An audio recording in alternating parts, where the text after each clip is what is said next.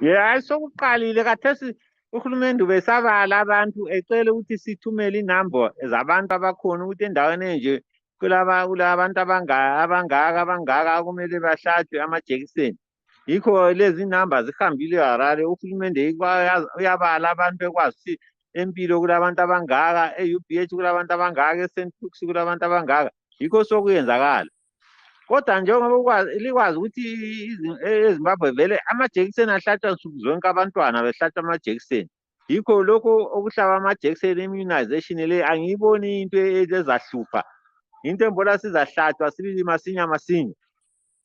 Yes, so-ke nxa umuntu efisa ukuhlatshwa kuthiwa kuzamele enzeni, kumbe abantu kuyabe kuhanjwa kumemezwa ngespeaker, kuyabe kusenziwani kuleziteji kumbe ngithi indawo esezibekiwe? Hayi khathesi nanti ngikhulumile ukuthi kuyaqala kuhlatshwe ama-health workers lama-frontline workers. Yikho yibo abazabizwa kuqala-ke behlatshwe. Ijekiseni phela kayibuyi inengi, iyahlupha khona ngale lapho etholakala khona, imtshini yabe ingayenzi ijekiseni iyahlupha. Yikho angeke kwenele ukuthi kutholakala ijekiseni eyahlaba abantu abangu-10 million ka-1. Akubi njalo.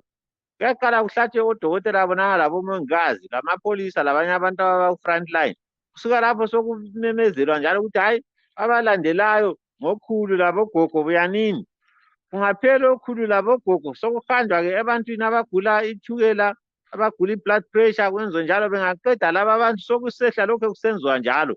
Akuyenzwa ukuthi kuhlanganiswe laba abantu engikhulume ngabo. Kuhanjwa kusehla. So khathesi uhulumende bebuza inamba ukuthi ngapha empilo labodokotela abangaki, labomongikazi abangaki.